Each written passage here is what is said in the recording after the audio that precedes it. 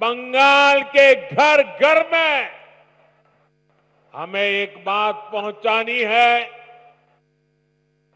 बंगाल के हर कोने से एक ही आवाज आनी चाहिए, बाजते चाय बीजेपी ताई।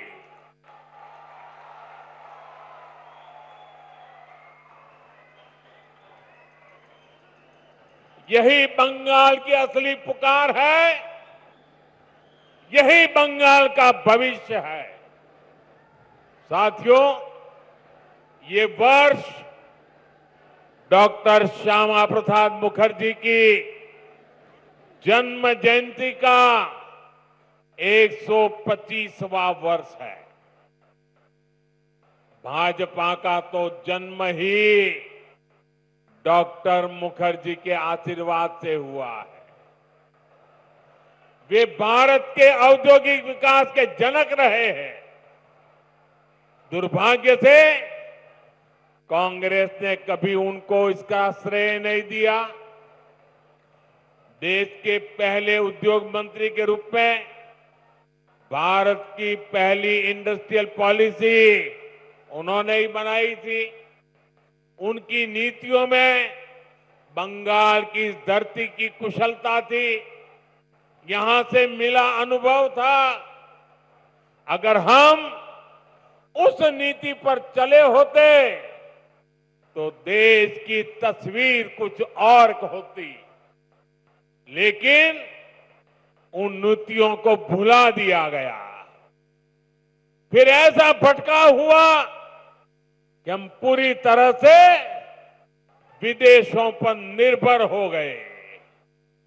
और मेरे प्यारे बंगाल के भाइयों बहनों, हमें गर्व है कि हम डॉक्टर श्यामा प्रसाद मुखर्जी के सैनिक हैं।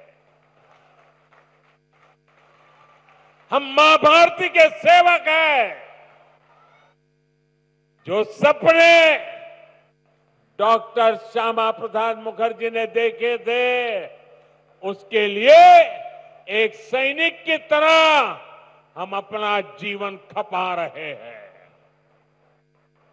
बंगाल की प्रबुद्ध जनता जानती है कि दूसरों पर निर्भरता यानी आत्मसम्मान पर चोट, इसी स्थिति से हमें देश को बाहर निकालना है।